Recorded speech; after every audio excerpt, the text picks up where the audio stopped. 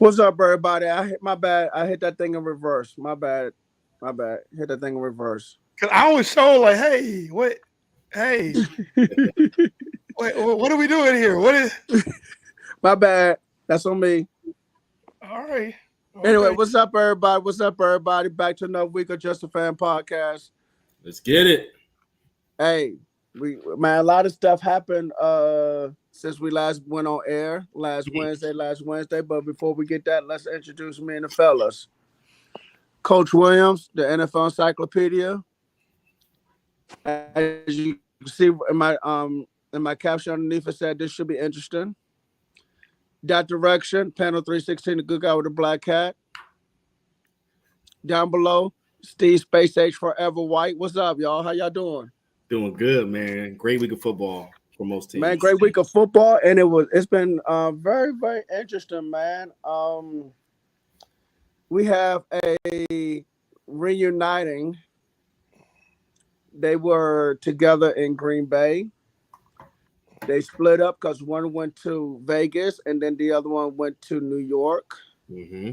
And now they are reunited together forever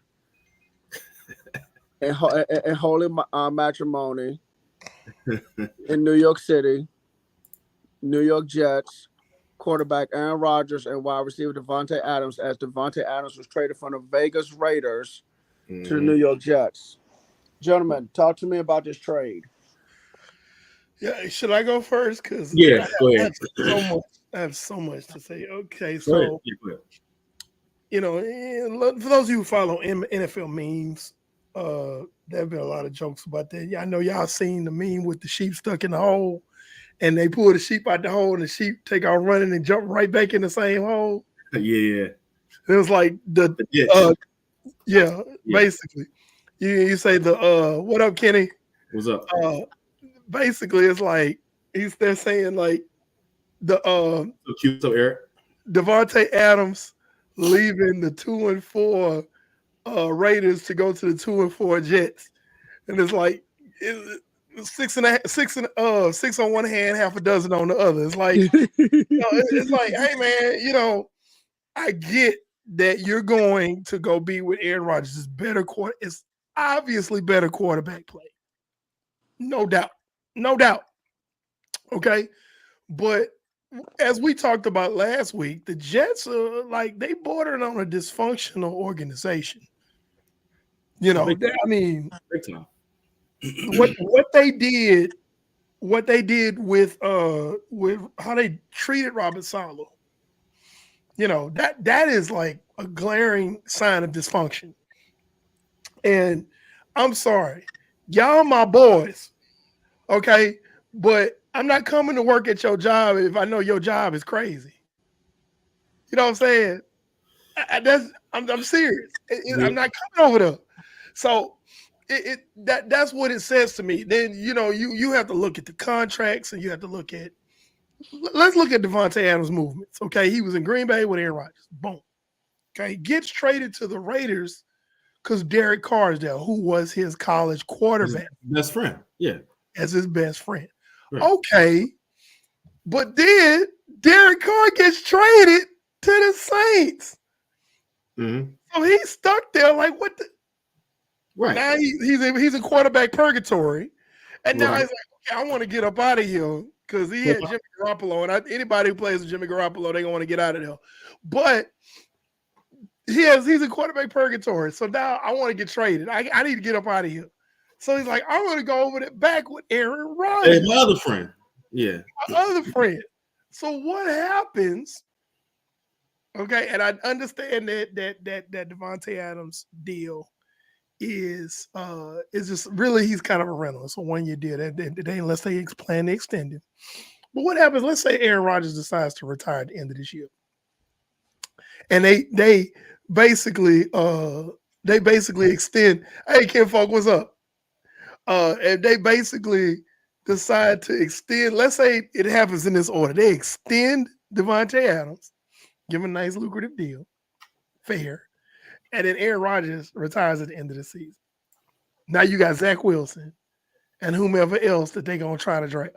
Yep. He's right back in quarterback purgatory.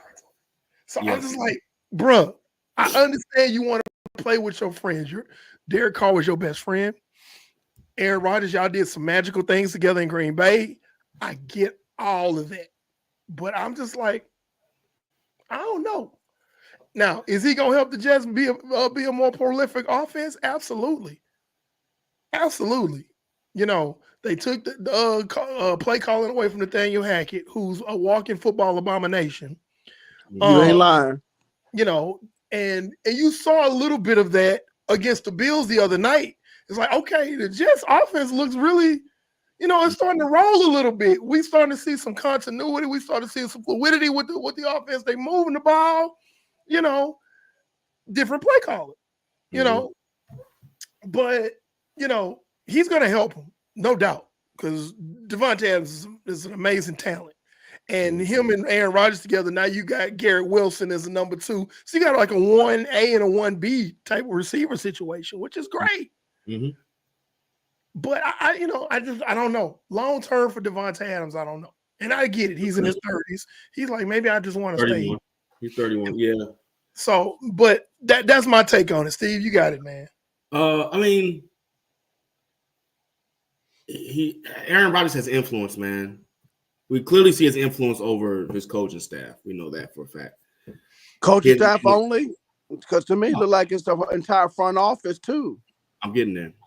He has influence over everyone. Players, 2 players he's been close with, man. They like playing with him. He knows how to influence people and decision makers. So I'm assuming, to your point, Eric, I'm assuming Aaron Rodgers wants to sign to play for 2-3 more years because Adams is on contract for a couple more years. But, you know, it's hard to win in this league, man. I don't think Devontae Adams wants to win, and that's okay. You know, the team can afford to pay him, and they're going to pay him.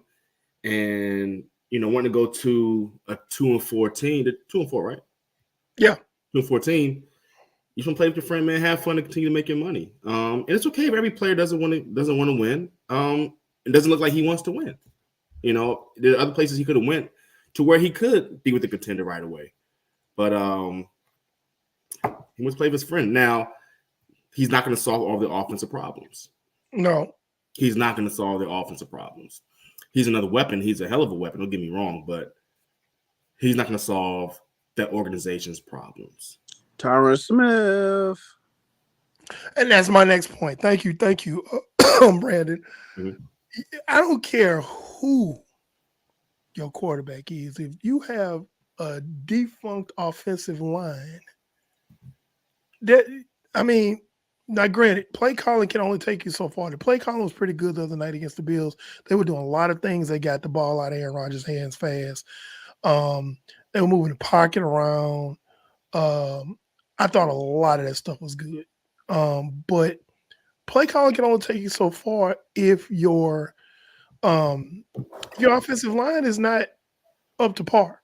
And right now, the Jets' offensive line is very questionable. Dude, their offense, yes, is dysfunctional. And you look, man, the AFC is tough this year, dude. Tough.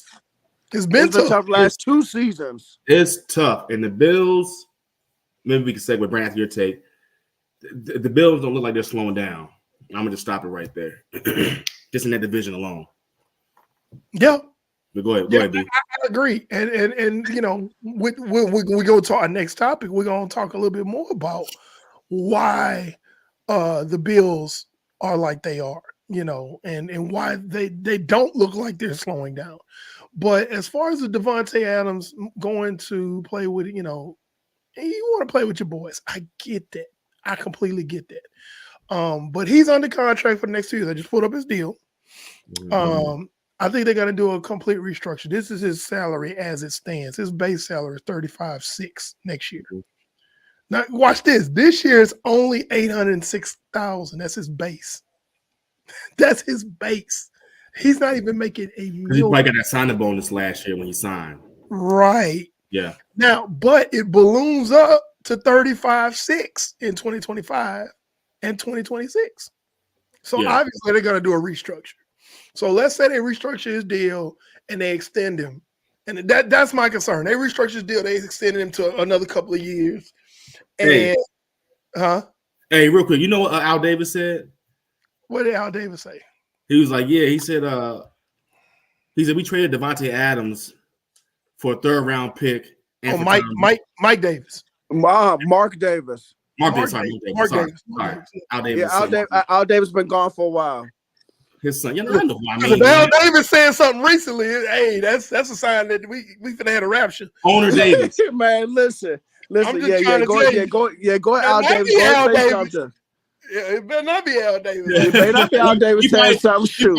He probably said something too. Owner Davis, the owner. Okay. Adams for a 3rd round pick and Tom Brady.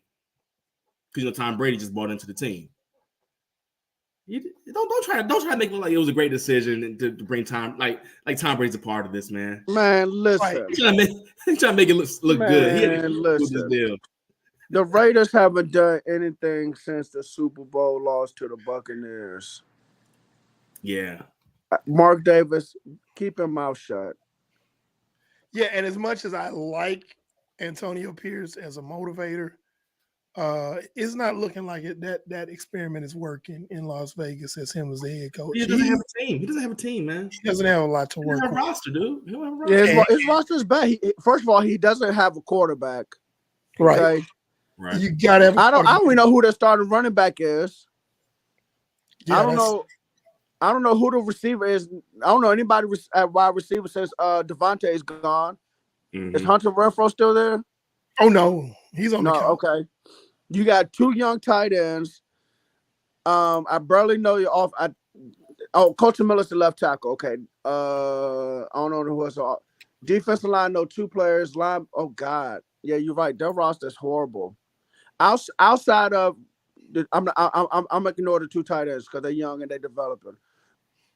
The only football players they have that's legit are Crosby and Christian Wilkins. That's it. Now watch this.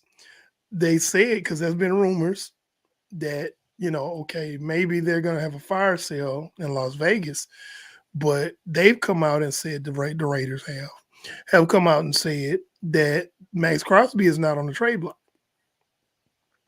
And I'm like, if I'm Max Crosby, I want to get out of there because you're not going to be winning, doctor. You might get a bunch of stats because you are that great of a player. I'm looking at the roster. I don't know any of these names, man. Jacoby Myers. I recognize you, right, Brennan? I told you. Amir Abdullah's 3rd string running back. Madison, yeah. Okay. Wow. Madison 2nd. Yeah. Wow. Okay. Yeah.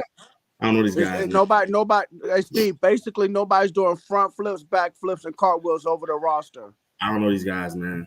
Right. That's what I'm saying. It's Max Crosby and Christian Wilkins. That's what it is. Yeah, man. So. But anyway, going back to the Jets, though, like you said, listen. Because I have a question about the Raiders that I want to pose to you 2 gentlemen. I want to know your opinions on this. But go ahead with your point, Brandon, about the Jets. And then I'm going to come behind you with that. The Jets are about to fall apart just as fast as they tried to come together last season by trading for Aaron Rodgers, man. And then this past offseason, they added some more players trying to get a push. That push is not going to happen. Buffalo's in front of them, and Buffalo's going to remain in front of them, and we're going to get into that in a minute. The AFC North has Baltimore and even Pittsburgh. It might be in front of the Jets. AFC West, we already know Kansas City. Chargers. Shoot, and then the AFC South. Right there, you see it. H-Town. So, yeah, man, it's over for the Jets. Moving forward, man. I might have said on the show, but if I didn't, Aaron Rodgers just might be his last season. Tyrod Taylor is a backup quarterback. He's no spring chicken. Couple young running backs, cool. Gary Wilson, like you said, Devontae Adams in his 30s. Tyron Smith needs a walker and dentures. Morgan Moses is no spring chicken. They got a young offensive tackle, but yeah. Now I will say the Jets they have the next few games they have some winnable games coming up on the schedule the next few games. So we'll see how that goes. Okay, but the question is, even if they let's say they make it to the playoffs or the 7th seed, are they going to be the second seed?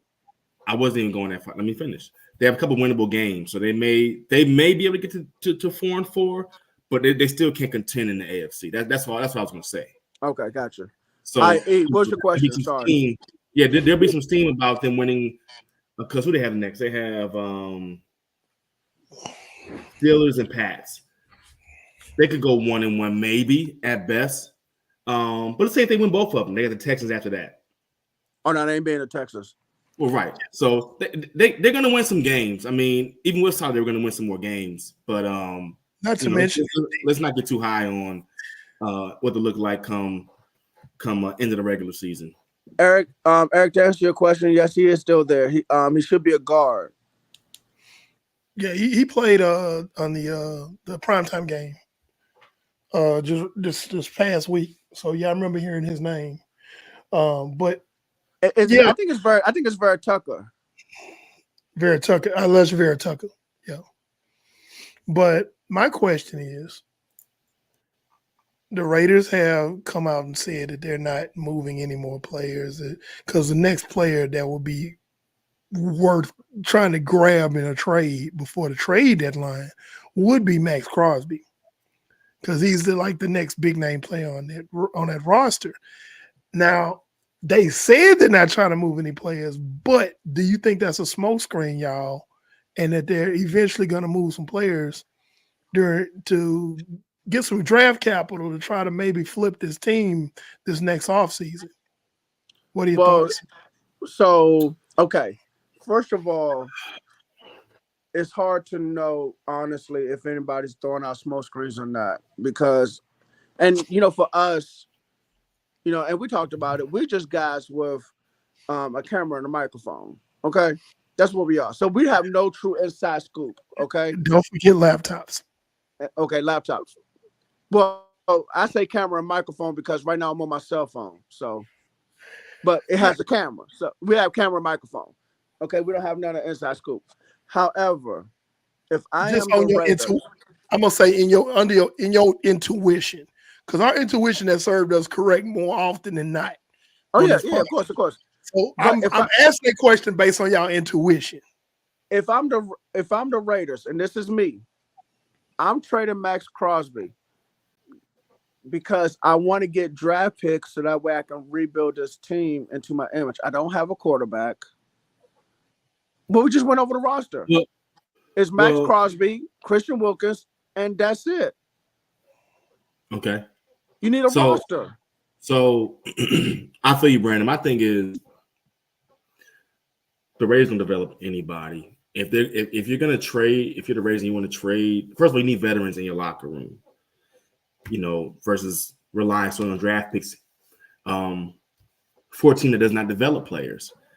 Now, I'll say if they are to trade Max Crosby, man, they got a long uphill battle, man. Keep some veteran presence on the defense. If you're gonna trade, I would trade for picks and a veteran QB. There's some veteran QBs that are backups that could be more serviceable than what they have now. Ryan Tannehill's a free agent. Right. And I'm also going to say this.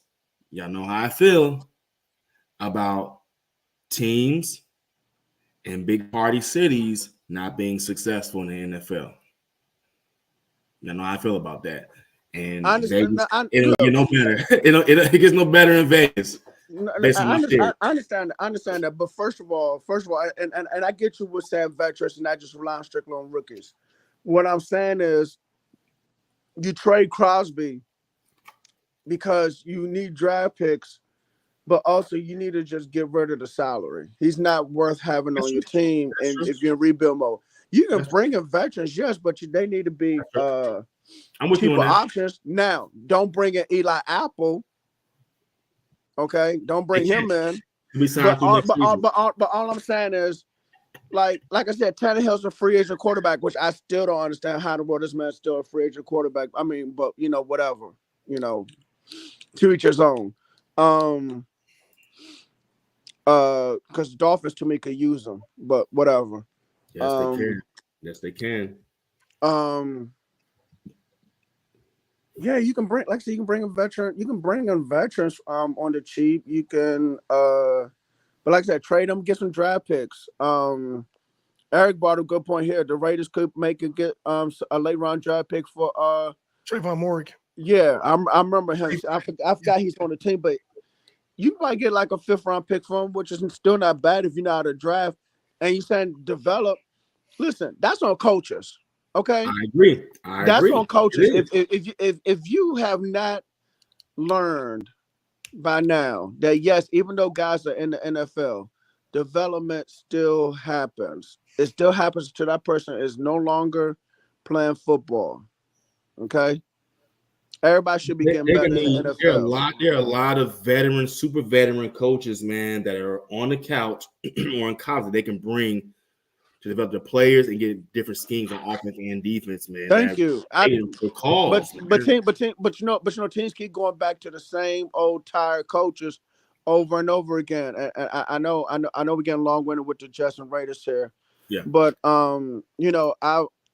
was listening to Vosh Lombardi the other night, and he was like, if the Cowboys were to bring in Bill Belichick next year, and we get to the Cowboys later, he was like, guys on staff would be guys like Matt Patricia, Joe Judge, and what's the name, Josh McDaniels. I said, man, that don't even sound fun. Mm-mm. That don't sound fun at all. At all. I said, man, shoot. As much as I respect Belichick's work, I don't even want him on the team now. He's gonna bring in all his prodigal sons. I do, but not in that capacity. But we'll get to them later. Yeah, okay. So segueing talking about movement, we just talked about Davante Adams' movement to the Jets. He's been traded. Another high-profile wide receiver has made a move via trade. Amari Cooper has been traded from the Cleveland Browns to the Buffalo Bills. That's an interesting trade. Let's talk about it. Yeah. Cleveland Browns traded Amari Cooper. Amari Cooper's on his 4th team. Listen, now, that's smart for multiple reasons. One, you get an established WR1 who can run routes and catch the football. Mm-hmm. Number 2, he can help out young players like Kenyon Coleman, that wide receiver, and young tight end Dante Kincaid on how to be better professionals. Yep. So it's good. I think the trade helps Buffalo keep their foot on the New York Jets' neck.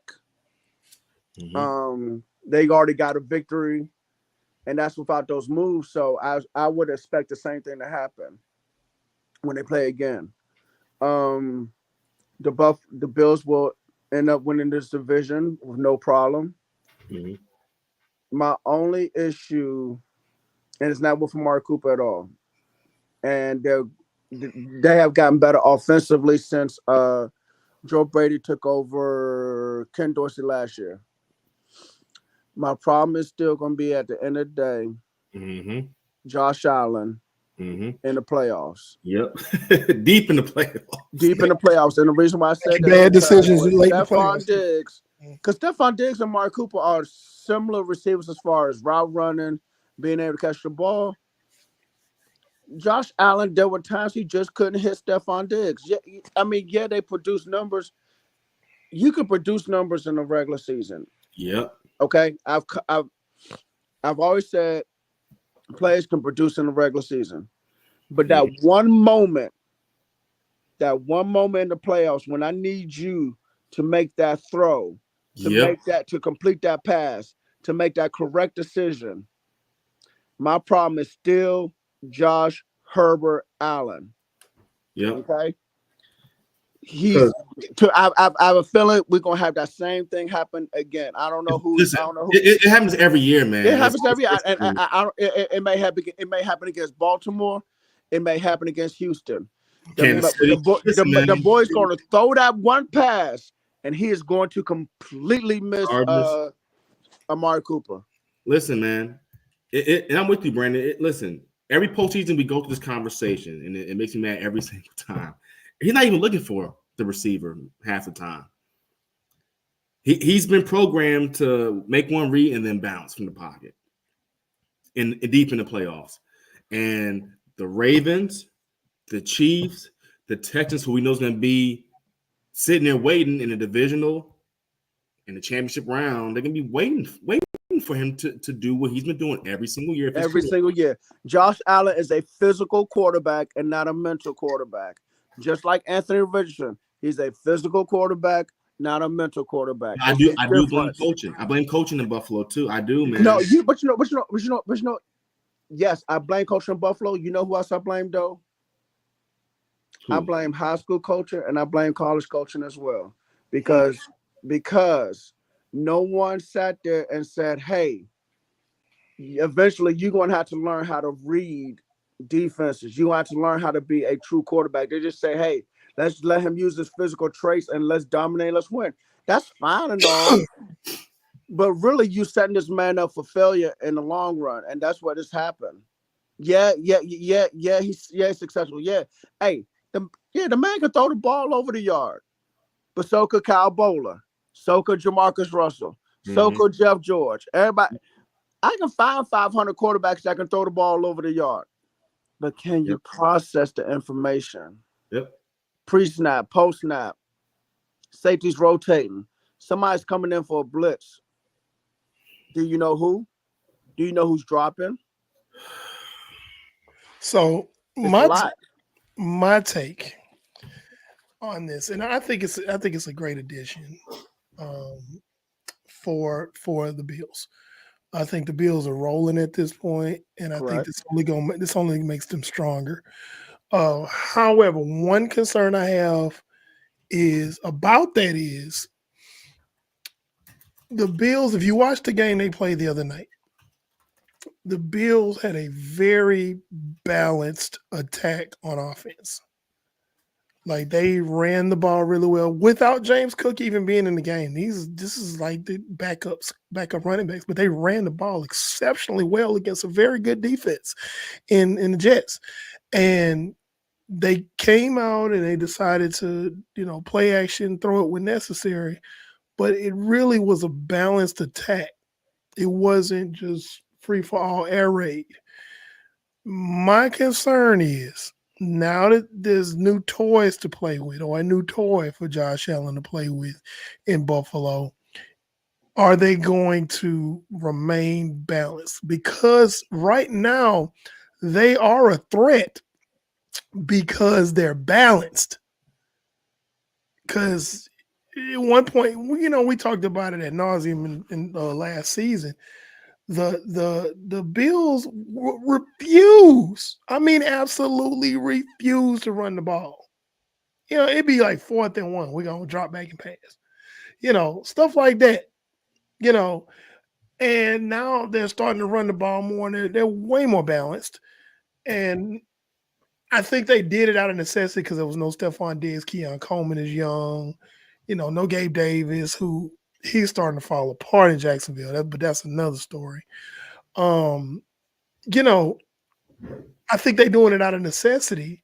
But now that there's a true number one receiver in Buffalo, are they going to deviate from what they've been doing, or can they incorporate Amari Cooper into their play action game, into keeping that offense balanced? And if so, I'm just going to say this. If they're able to do that, they're going to be a problem for the rest of the AFC. But we have to see. All right, so E, let me do a slight pushback, okay?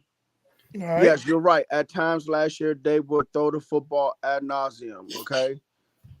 And now, they balance.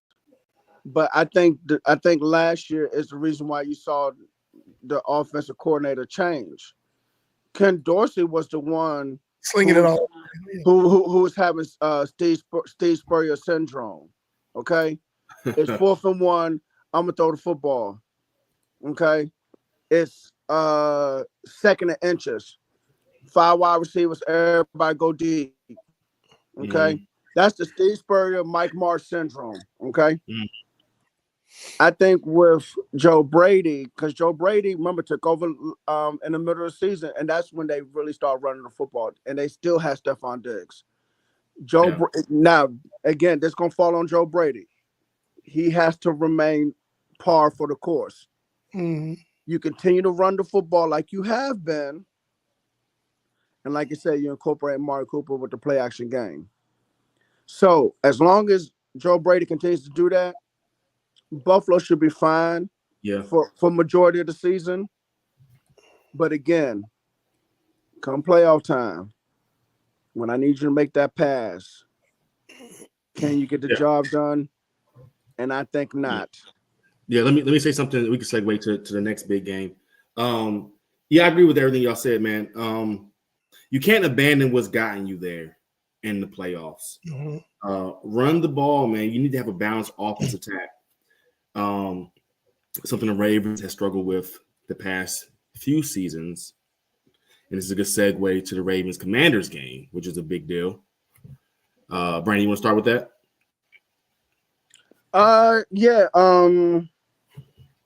That was a huge game. Baltimore Ravens, Washington Commanders. They called it a battle of the beltways. You and I know that BW Parkway, Interstate 95, US Highway 301 all hit some part of DC area and some part of Baltimore area. Listen, it was a good game. Very good game.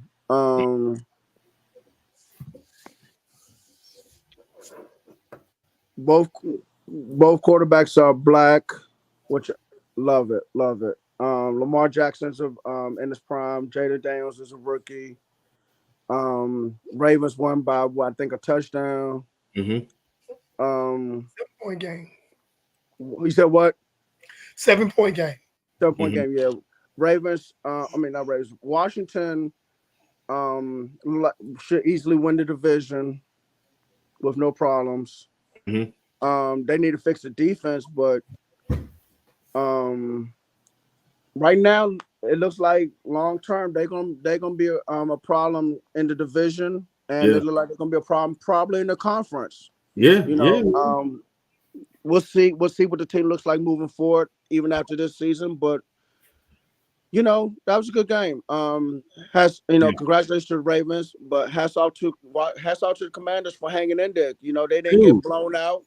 They stood toe to toe. And that's the thing. It's a huge moral victory. Absolutely, man. For the Commanders, because for them to go toe to toe with a strong team like the Ravens, and you only lose by one score. You didn't get mollywopped. You didn't get skull drug. You didn't get your lunch money taken. Anything like that. It was like, okay, we here and we're gonna play. And it's crazy to make this statement, but I have to make this statement. That was probably one of the most successful losses of the week. It was like it was a statement game, because I feel like the only way that the Commanders could have come out on the bad end of this if they'd have got blown out. That's the only way. You win the game, oh boy, we here. You keep the game close but don't win it. It's still, hey, we here. We're not quite there yet, but we're getting there. Dude, rookie quarterback doing that? He's doing his thing, man. He's doing his thing, man. They look pretty good, man. You're going against a strong AFC contender, and they hung in there. It's definitely more victory, man. Playing that well against them, and Dallas played well against them as well. But Washington, they look the best in the division, like Brandon said. They just look the best. They're gonna win it. Back to my division predictions, I said 1 and 2, interchangeable. But they're playing good football, man. They're playing good football, and everybody on their schedule. I get the division rivalries are tougher games, but every team on their schedule from here on out, as far as the Commanders, is worse than the Ravens. So they could possibly, I'm not gonna say run the table, but they can get close to it, to be completely honest. Yeah. I don't have really a whole lot more to add to that because they're really like they played really well. Jaden Daniels is maturing. Dan Quinn is being smart by balancing out his attack. Again, there's balancing that attack to where it's not all on Jaden Daniels' shoulders to make every single throw. It's not on him. You still have a really good running attack. And hey, here's a caveat, and I'm gonna speak for Tristan on this one. Brian Robinson didn't play in that. I was gonna say that. That's their feature back. Yeah. That is their feature back. He did not play in that game. And I'm like, oh my God, what that might have been that 7-point difference. The offense is different when he's playing for them.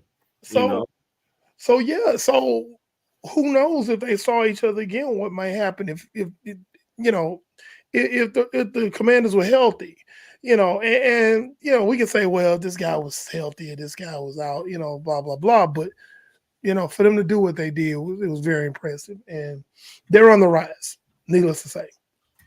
Yeah. So moving on. Hassan Reddick, man. Hassan Reddick has been. So let's talk about this Hassan Reddick, man, because this man wanted more money, okay? So Philadelphia said they wasn't going to give him the money, okay? And so the Jets said, hey, we're going to offer him the money. So they trade for him, and they offer him the money, and he doesn't take it. Now, he's still a New York Jet. Hasn't shown up to anything since the trade. Okay? Hey, he has missed OTAs. He has missed mandatory minicamp. And he's missed training camp. Okay? And so because of that, that's a...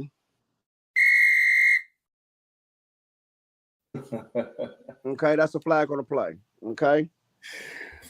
Then this man does not play any regular season games. Okay? And then it gets reported last week that he gets fired on his day off. And when I heard he got fired on his day off, I was saying. So, Brandon, wait. So you got to specify for the people that are watching. You say he got fired on his day off. We were talking about his agency. Well, I was going to say that. Yeah. But hold on. I had to throw that in there, man. Okay. Let me do my thing, okay? All right, go ahead. Let me do it. So he got fired on his day off because his agency fired him, which is very rare for an agency to fire the player. Usually the player fired the agency, okay? But then it's reported reason why he was fired, because they told him to report and play week 1 so that way he won't continue to lose money, because right now he's lost millions and millions of dollars, okay? Well, I think it was on Monday, he has a new agency. He has Drew Rosenhaus as now his agent. And now it sounds like he's on the trade block. And as of today, Eric, who brought this up yesterday in the group chat, if I'm the Detroit Lions, I would take a look at Hassan Reddick. Mm-hmm. Well, I've heard that the Detroit Lions have now taken a look at Hassan Reddick because Detroit Lions have lost Aiden Hutchinson for the remainder of the season. It makes sense. Aiden Hutchinson suffered a compound fracture of the leg. He had emergency surgery in Dallas. Expect him back next year. But also, one caveat I heard, he may not be back to his peak performance until at least 2 years from now. But it still makes sense. I like the idea, but here's my only pushback. Hassan Reddick might be out of football shape. You think so? This is you gotta think about this, Steve. I'm just asking. When's the last time Hassan Reddick has truly practiced football? I'm asking, man. You gotta say January. What month are we in? This is October. This man has not practiced since January. You gotta remember the Eagles made it to the playoffs. Mm-hmm. They got eliminated. So that's January, February, March, April, May, June, July, August, September, middle of October. You have not practiced probably since January. You're True. out of football shape. True. And I'm afraid now he's not holding out. He may not end up holding out as long as Le'Veon Bell did. But this is similar because Le'Veon Bell missed a whole season and they tried to come back and play football. He was never the same. Man, I hope. I'm afraid. I'm not saying it's going to happen, but do not be surprised if this turns out to be another Le'Veon Bell situation where you get the flashes, but it's not consistent.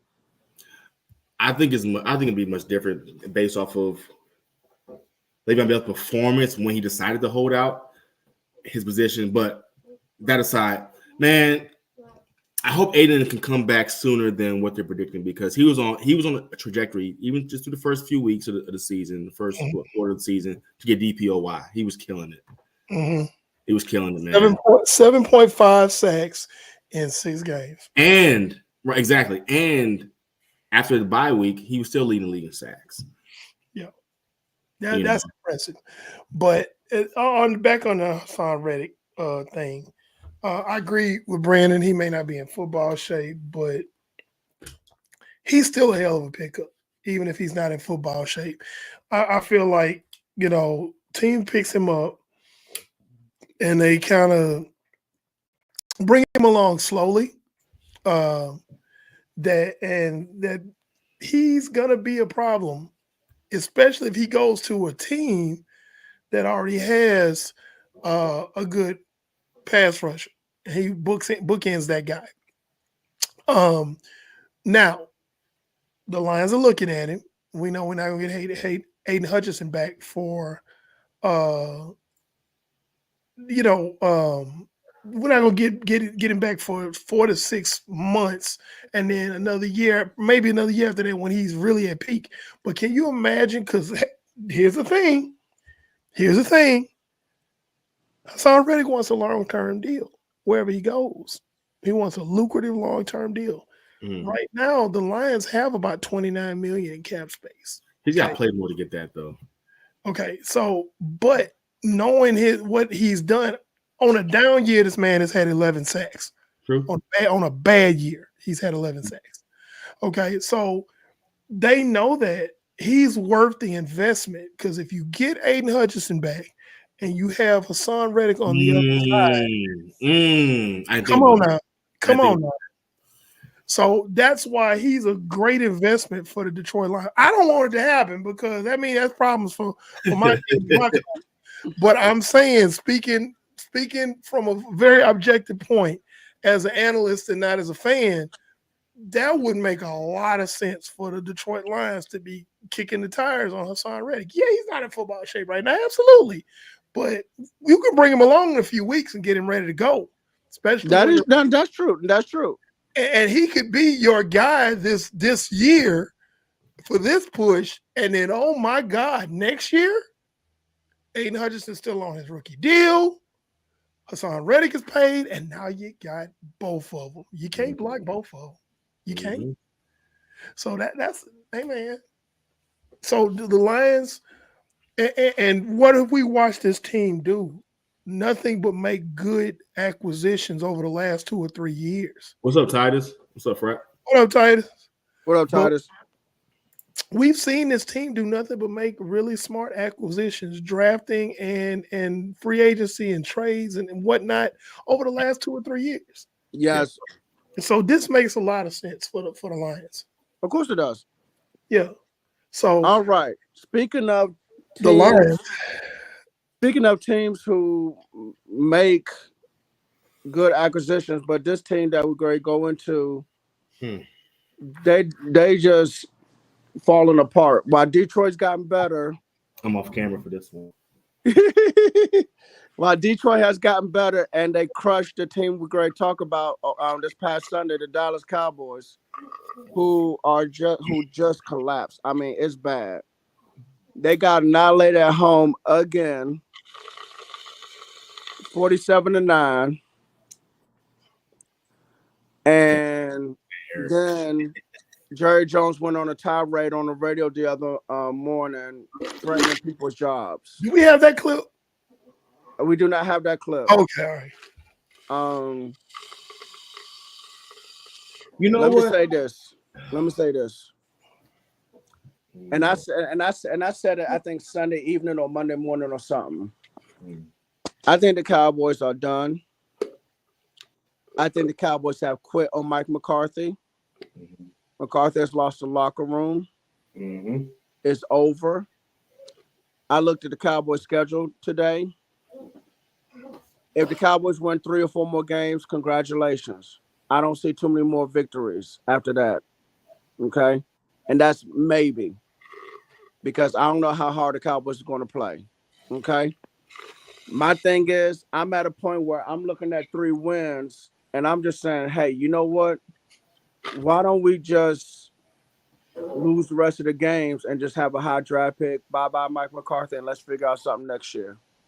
Because me, right now, I'm done. I don't care about this. Hey, hold on. And I'm gonna tell y'all what I told my colleagues on Monday. Don't ask me nothing else about Dallas Cowboys football the rest of the season. Don't ask me nothing about Dallas Cowboys football the rest of the season. I don't care. I'm starting looking at draft picks. So everybody else can have fun. I'll see y'all next year. I'll see y'all in the offseason. Steve, it's on you. So they had linemen lining up at receiver. Listen, man. I don't care about Dallas Cowboys football no more. Listen, man. Listen. And hats off to the Lions, man. They're a good team. And they showed their behinds as they should have when you can. I said last week, I spoke passionately about how we were going to lose by a lot, and I was correct. Yeah, that was pretty passionate. That was funny. The Saints hung up 44. We played better the next week. Ravens beat us by 3. We came back, garbage points. We beat the Giants by 5. We snuck away from the Steelers. Lions hung up 47. Couple things. So the Lions are a good team. Do not get me wrong. But like Brandon said, the locker room is lost, man. The offense is dysfunctional. The defense is dysfunctional. We're not tackling. We're looking real soft. Real soft on defense, man. If we didn't have CeeDee Lamb, we probably get a single first down. This season, we're not running the ball well. We're not trying to run the ball. We look bad, man.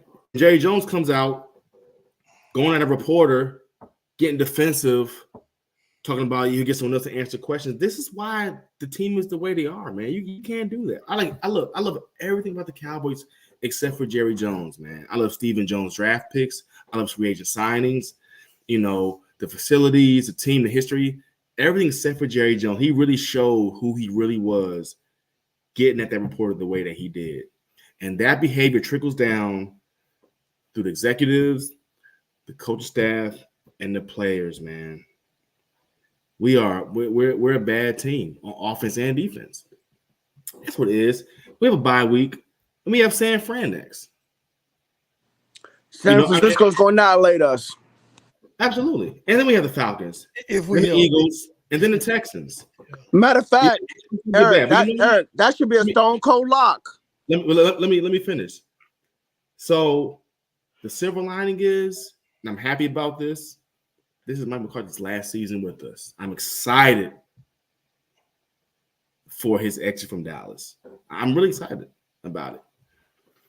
So, realistic question to both of you as SBA Cowboy fans. Do you think Mike McCarthy is going to be fired before the season is over, or will Jerry Jones wait until the season is over?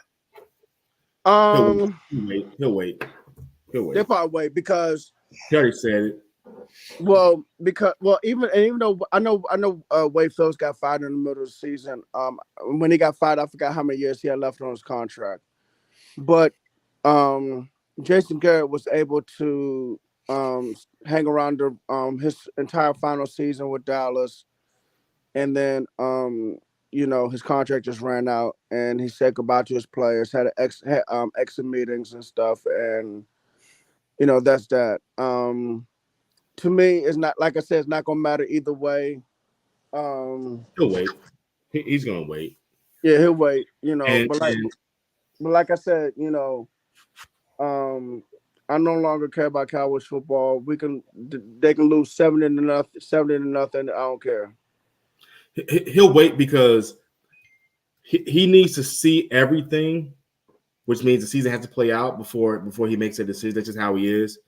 He needs to see everything play out, and it will. And yeah, he'll be gone. He'll be gone, and I'm looking forward to that. I'm never promoting like someone getting fired from the job, but McCarthy lied about getting it. Well, he lied in his interview to get it, and he's just bad, man. So not to mention, man, like for someone who has been around the league as long as he have, especially been on the offensive side of the ball, you saw everything that the three of us sitting here tonight have seen. We have seen offense change so much over the years. We have. All of us have seen it. And you have not been able to keep up with it as this offensive-minded coach. And to me, that's a shame.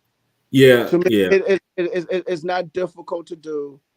You can get film on anybody on how to do this stuff. You can look at Shanahan, McVay, McDaniel, Slowick, Ben Johnson. You look at any of these guys. You can look at Andy Reid, but I don't understand how in the world you can't keep up with the changes in the league on offense. Well, like you said, the team quit for sure. Whenever you see Zach Martin get pancaked, that's staged, man. That don't happen. To a 7-time All-Pro, that don't happen, man. A future Hall of Famer. Exactly. First ballot. When you see that happen, okay, something's going on here. Y'all know I'm big on conspiracy theories in the league. Something's happening here when you see that. They like I said, man, they quit on him. He has completely lost the locker room. I'm talking about completely lost the locker room. I said, and what makes it worse is, yeah, they lost 47-9. We got to remember, it was 47-9 in the fourth quarter with 13 minutes left. Detroit completely took their foot off the gas pedal, off the accelerator. I didn't watch the second half.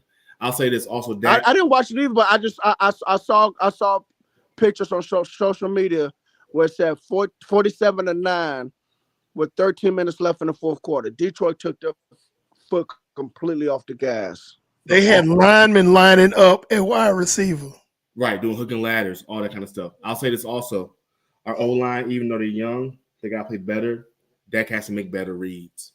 Dak is playing terrible. He leads the league in red zone turnovers. Dak, and again, it's coaching, development, man. Mike McCarthy's not a good coach. So Dak's not getting developed. Even the coordinators, it's not happening. Dak, when he calls a play, he knows who he's going to throw to no matter what. He does not make more than one read. He doesn't have enough time in the pocket to make more than one read. It's the perfect storm for an offense, man. So my only question, I got two questions as we close this segment and go on. Mm-hmm. Number one, well, yeah, before we go into that, about Dallas. One, was this loss all about Dallas being bad or the Lions having a chip on their shoulder? Because if you remember both the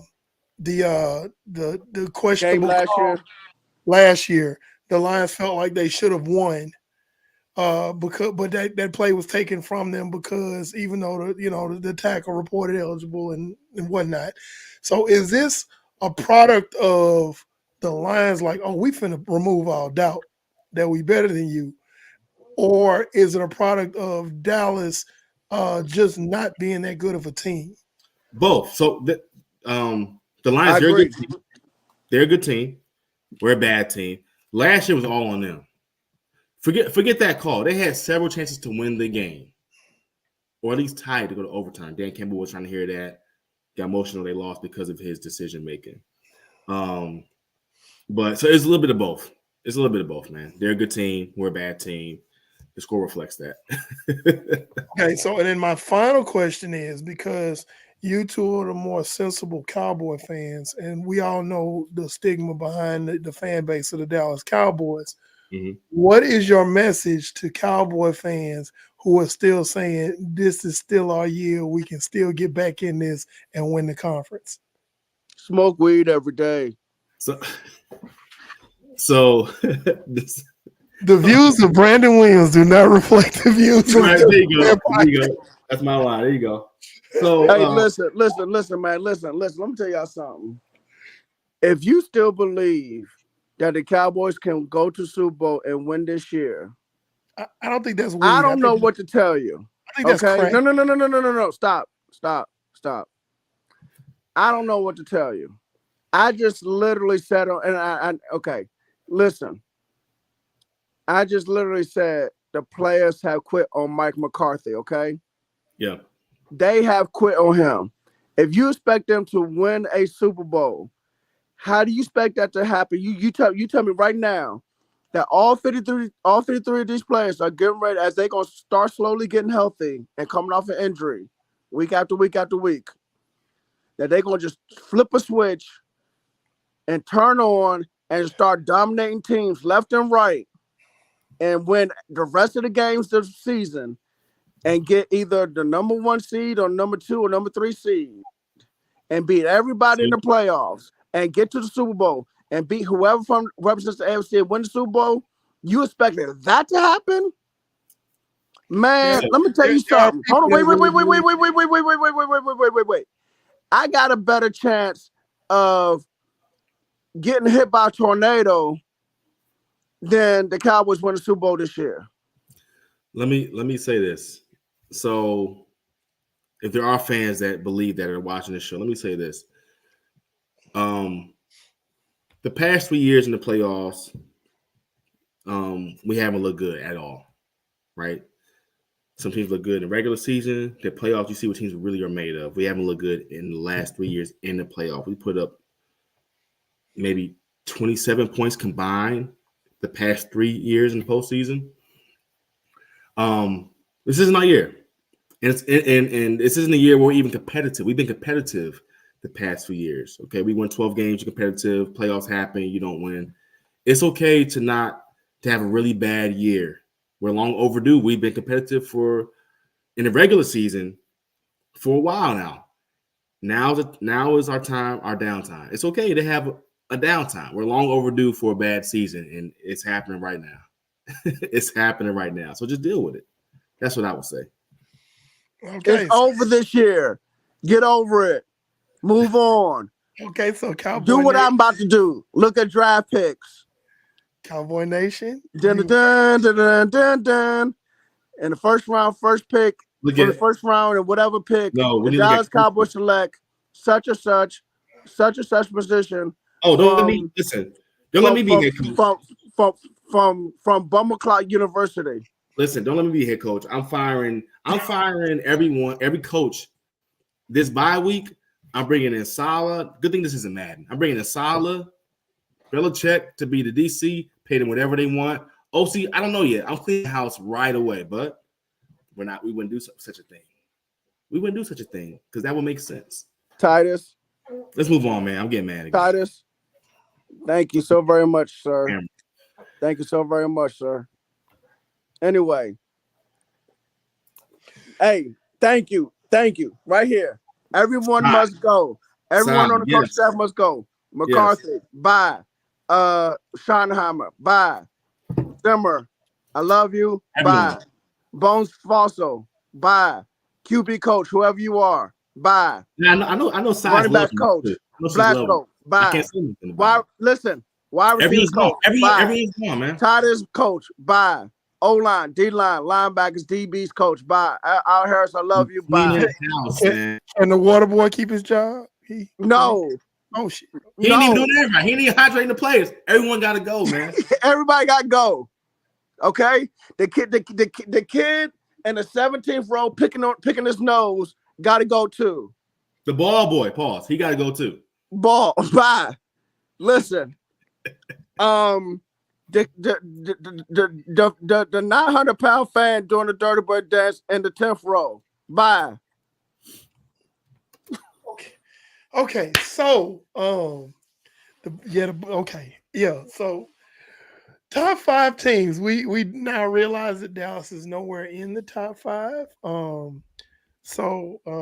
I'm just saying maybe you should keep the water boy. He The might kicker. be Yes. Hey, listen. Hey, the best player on our team is active. I know how I feel about Aubrey.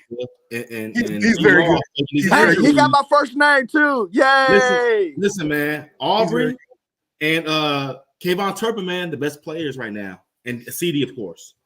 The best players we got, man. The kicker is outstanding. He is. He's outstanding. He might be your Pro Bowl kicker, honestly. He was last year, all pro. Yeah. So yeah, he's CD that good. And He really is. Yeah, he's very good. So segueing, we know that Dallas will not be in any of our top 5 picks because we're doing our top 5 teams after week 6. Yes, Eric. Thank you, Eric. And we know that hey, don't feel bad. My team ain't in the top 5 either. So, no, but you guys are much higher than we are. We're 7. Nah, I don't know. So we number 29. All right. I got to see what after this week. I got to see. Our record is 3-3. Yeah, our record is 3-3. Yeah, but I'd rather be your 3-3 than our 3-3. It's a difference. All right. Go ahead, E. My bad. Go ahead, E. Okay. Me and Brandon get a little emotional right here. Okay, because Brandon is on 10. He's 38 hot. My boy's steaming. All right, so let me see. I think and usually I don't sting like this. We're gonna do this snake style. We're gonna start with number 5. My number 5 team in my top 5 is the Baltimore Ravens. I believe that they're my number 5 team. They're still a top 5 team in this league, but the way Washington played them really tough like that was very impressive. It's more about Washington, but if you're gonna call yourself a contender for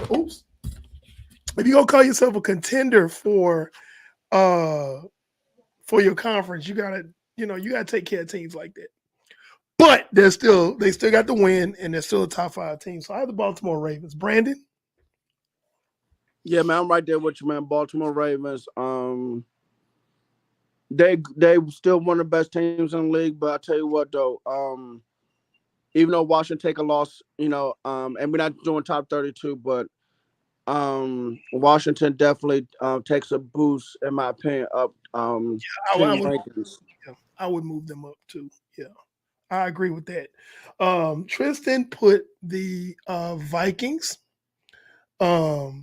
He put the Vikings up.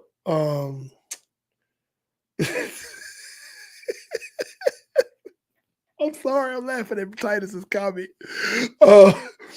Tristan put the Vikings for his number 5 team. And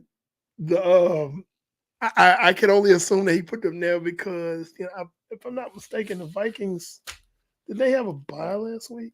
No, they played. Did they play? No, they did not. I don't believe they did. No, the Vikings didn't play last week. So I'm thinking that's why he has them down at number 5. So that I can understand that. Steve, your number 5. Steve, your number 5. You muted. You muted, Steve. Give me a second. I made my list this morning. I'm gonna put the Ravens at 5. Put the Ravens at 5, man. They're still a strong team. 5, and again, you in the top 5, you're still a great team.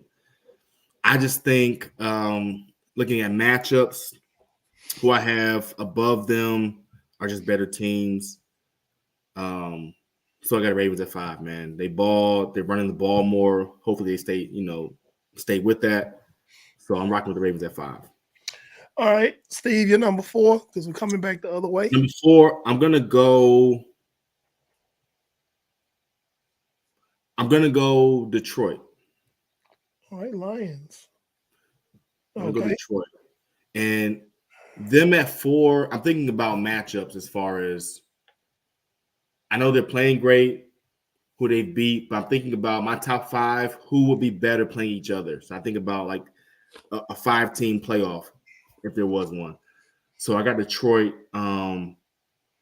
at number 4. They're balling. They killed us, but we're not a good team.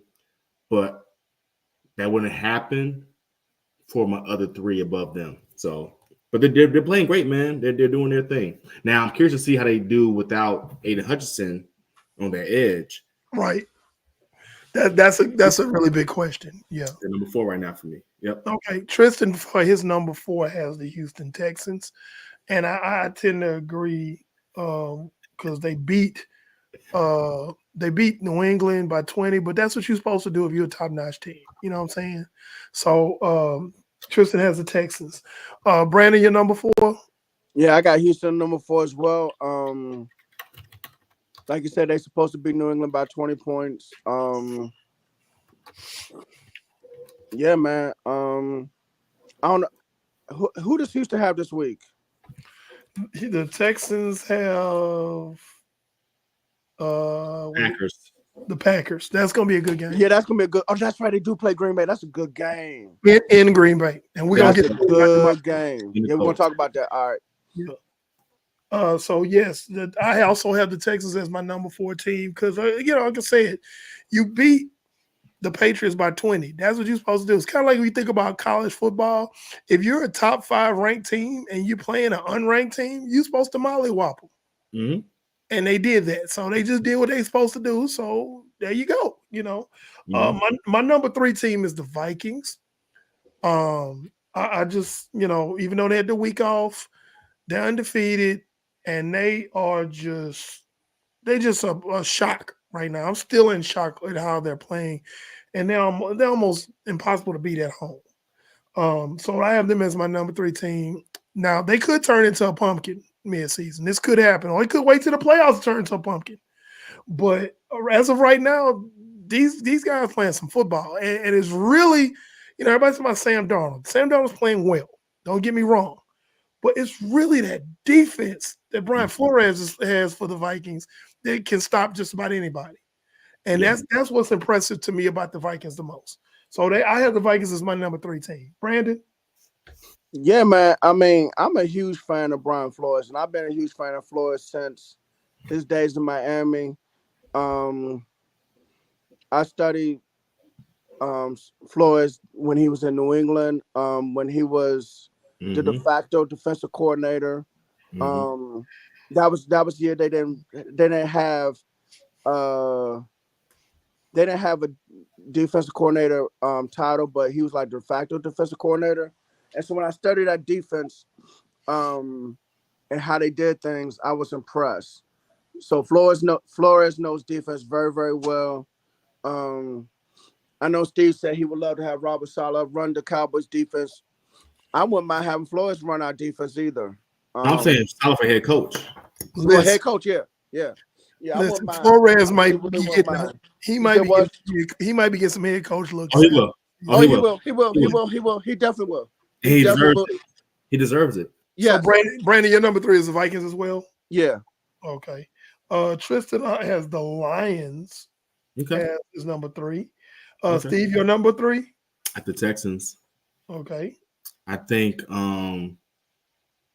compared to my 5 and 4, I think they can beat them. Looking at recent games, the Texans, man, I think they're very formidable in the AFC, man. I think they're the real deal. And they're still gelling. They're only getting better. Yeah, they're still gelling. Yeah. They're still gelling, man. They have a lot of new veteran, a newer veteran presence in the locker room. They're getting better. They're figuring things out. We're only, 6 weeks in? They're going to be a problem, man. And they've been winning a lot of games already. So the Texans, man, I'm rocking with them for number 3. Okay. Your number 2, Steve? Number 2, Vikings. Okay. Undefeated. They're balling in one of the best divisions in the NFL, in the NFC North. The teams are tough up there, man. They're undefeated. They're balling. Sam Darnold has a lot to play for. They're winning games. It could change soon. These always change, but right now, I think they're the best team in the NFC. Okay. The record shows it. They've been balling, man. Well, Tristan has at number 2. He has the Ravens. I guess because they beat his team. I don't know. But he has the Ravens. Brandon, your number 2? Detroit Lions, man. Okay. Detroit Lions, yeah, Minnesota's been balling. You're right. You're absolutely right. But I just think Detroit Lions have been doing it longer. That's my only thing. Like Minnesota, like I'm not mad at Minnesota. Or I'm not hating on Minnesota. It's just that this is the first time we've seen Minnesota this good in a few years, man. So It is. Detroit. Now, the fun part is they play each other on Sunday. We watched Detroit grow. Okay, we watched Detroit grow. Minnesota just came out of nowhere. They just been balling. Yeah, because I think we were the only ones on this podcast, and out of any sports media platform that was talking about Detroit about 3-4 years ago. Yeah, and I keep referencing it was when they were going up against the AFC North. We were like, hey man, watch these guys. They beat the Pittsburgh Steelers, which was the last year of Pittsburgh being like good. Mm-hmm. And then they lost to Baltimore on that field goal kick that just barely made it over the crossbar, 66 yards. 66, yeah. And Eric and I was like, if this team just continues to grow, they're gonna be something. Just keep having good off seasons and keep stacking years.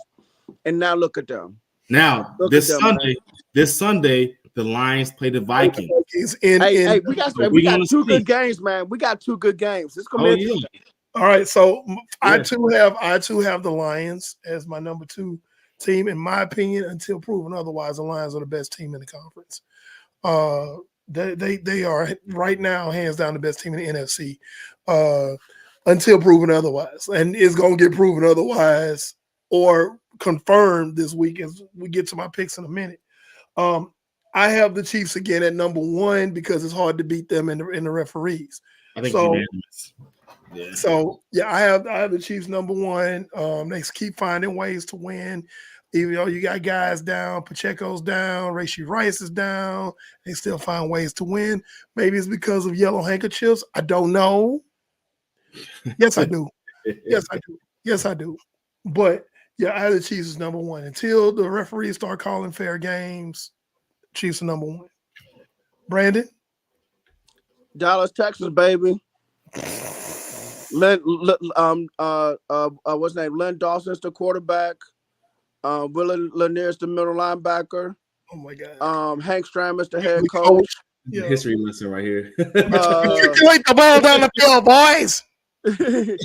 Hey, listen, man. Hey, the Hunt family, man, got mad respect for him, man. Got mad respect for the Hunt family, man. Clark Hunt, Lamar Hunt, man. Got mad respect for that family. Right. So the Tristan has the Chiefs as well as number 1. And Steve, I'm assuming you have the Chiefs at number 1 as well. I do, man. Hunt family. Yeah. Until somebody beats them, they are the champions. So we got to give them their due. Which brings us to my next point, because we're running really long. This is turning in the Baptist church. Pando's picks.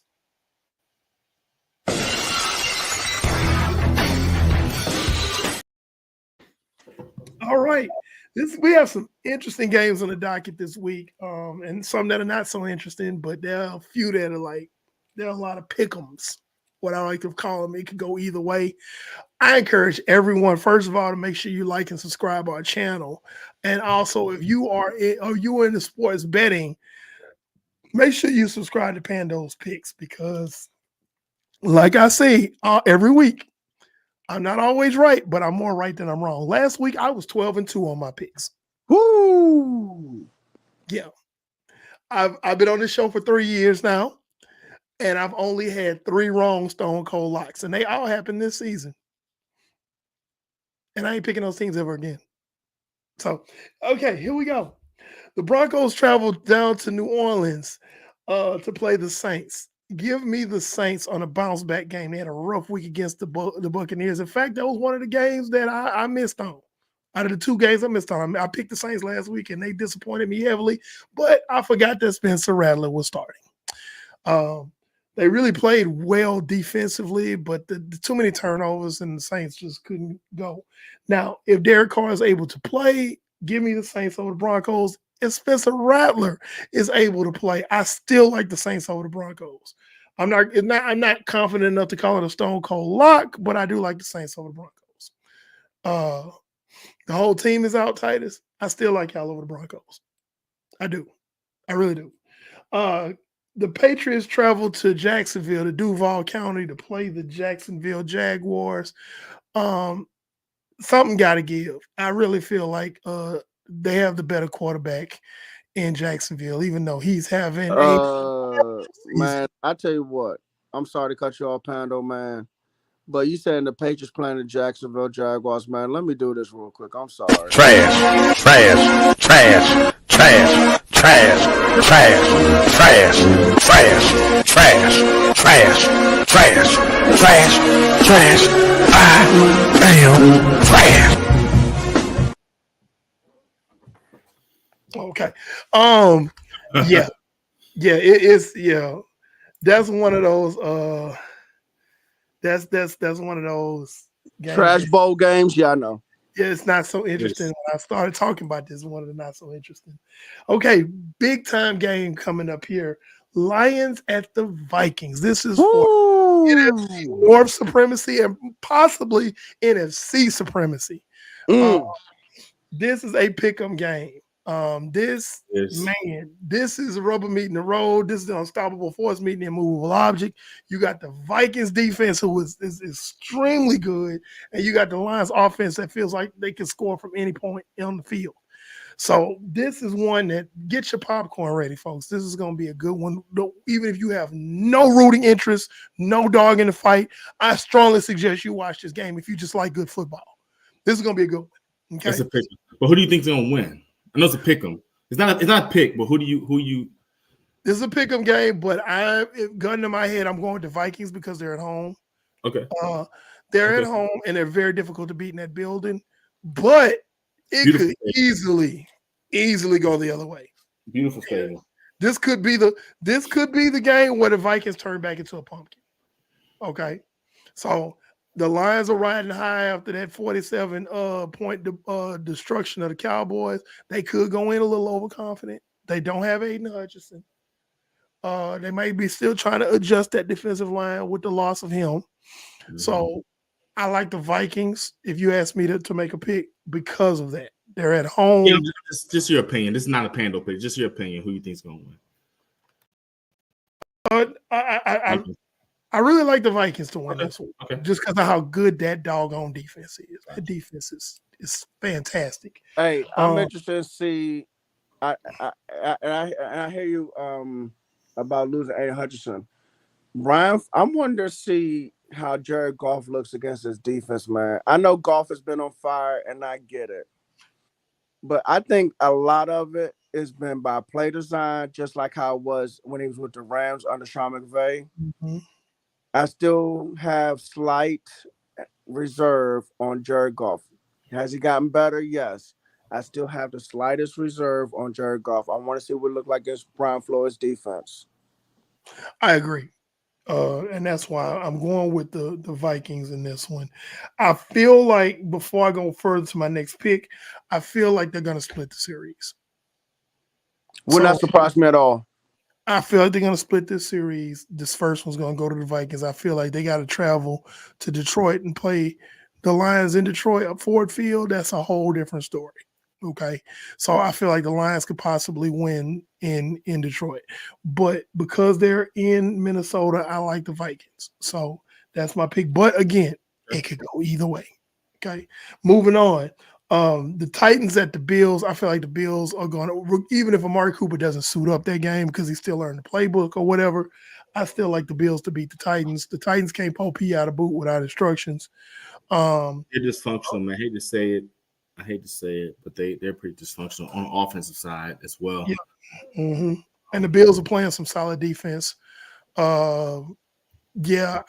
It's the scheme, Eric. The talking about the Vikings defense being so good without Danielle Hunter. It's the scheme. Brian Flores knows what to do.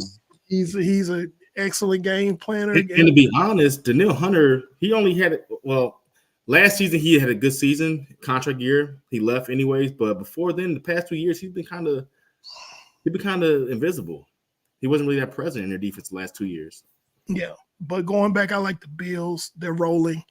Even if Amari Cooper doesn't play, but if he does play, just really cancel Christmas. I like the Bills beating the Titans. I like give me the Colts over the Dolphins, especially if Smoking Joe Flacco plays. They talk about Anthony Richardson is healthy and could play. Why? Because Joe is hot right now. Let him cook. If you bench Joe, something's wrong. Listen. I just said earlier in the show that Anthony Richardson is a physical quarterback and not a mental quarterback. This would be a good season for Richardson to just sit down and just learn from Joe Flacco, man, on how to be an NFL quarterback, how to be an NFL pro. Just, this because Joe Flacco, first of all, none of these games are too big for him, okay? He's been on multiple teams. Mm-hmm. He's played in multiple huge games, including the Super Bowl, okay? Nothing's too big for him.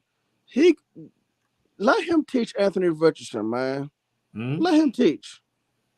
And then maybe Richardson might be much better next year as a true quarterback. Who knows? But right now, you got to keep Flacco out there going and just, help Anthony Richardson. But this is going to be on the coaching staff as far as development on Anthony Richardson because Joe Flacco's there. Joe Flacco is literally there right now, and he can be helping him 100%, man.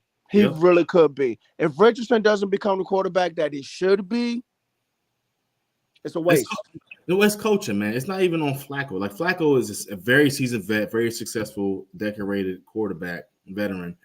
The game plan is different. Flacco knows what to do, what reads to make. He knows how to play the game at the highest level. Richardson, he's still young. Coaches need to cater the offense when he plays to his strengths. And it ain't talking about being like a Lamar Jackson. You're not Lamar Jackson. Making reads, sitting in the pocket, hitting the right reads and the right people. So, just my 2 cents.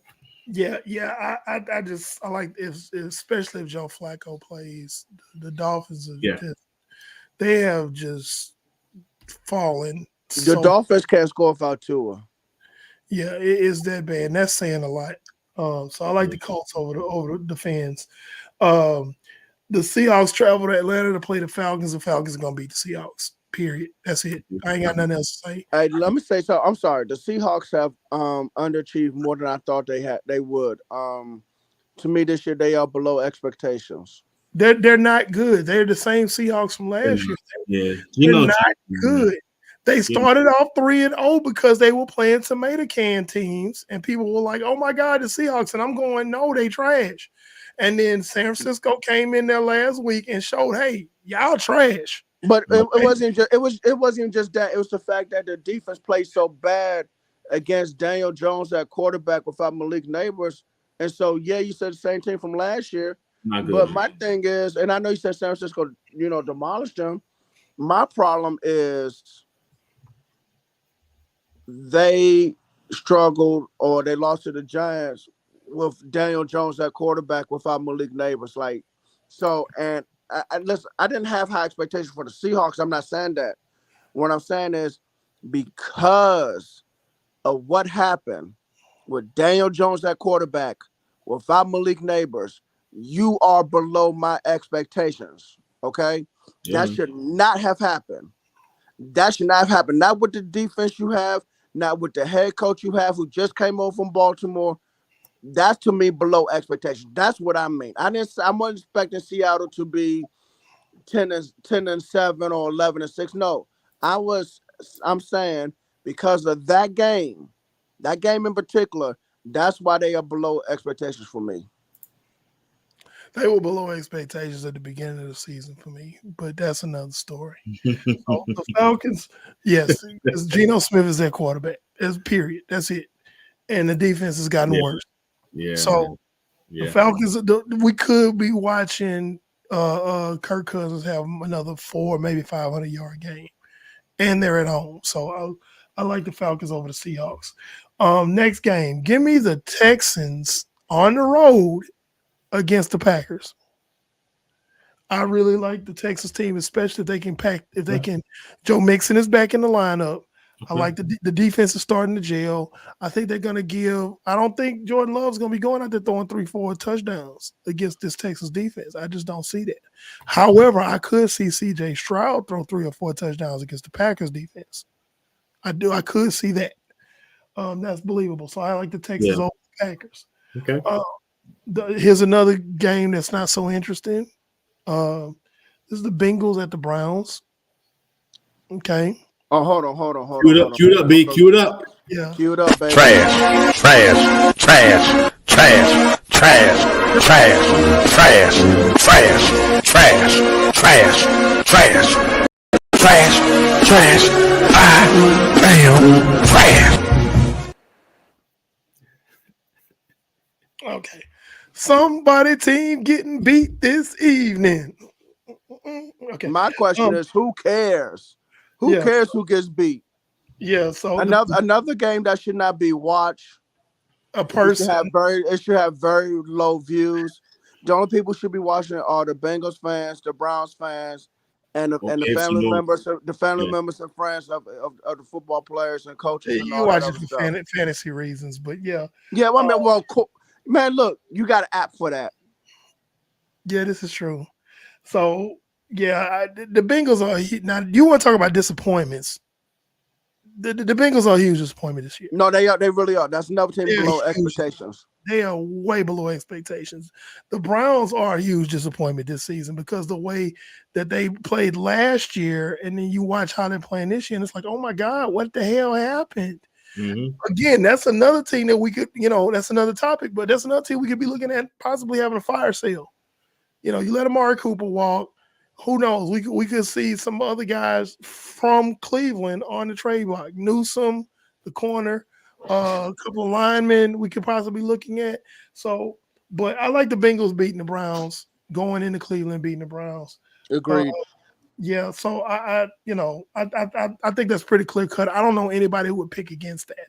The next game I have the Eagles at the Giants. Oh God. Yeah.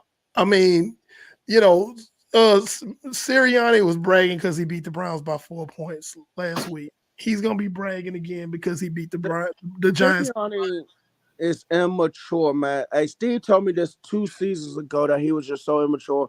And it just keeps showing up over and over and over and over again. I'm honest to God, I'm looking at Sirianni and I'm like, dude, the only reason why you even still coaching is because you guys have won some games. But had you guys only won one game up to this point, you'd be gone by now.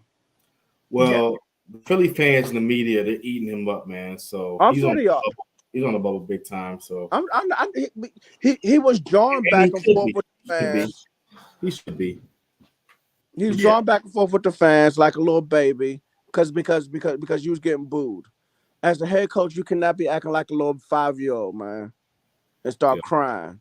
You want to pacify Slim? Yeah, so give me the Eagles over the Giants. They're going to probably beat them by a touchdown, and they're going to be Goo Gaga. You're going to be talking, whatever. But Eagles over Giants. So moving on. Red. The Raiders travel to SoFi Stadium to play the Rams. Cooper Kupp may be playing. Give me the Rams over the Raiders. The Raiders are a hot mess. Close. Yeah, so I like the Rams winning that game, even though I don't want them to. They're going to win this game. They should win by 10. Yeah, it's very okay. So this next pick is my Stone Cold Lock of the Week. Hold up. Where you at? Here we go.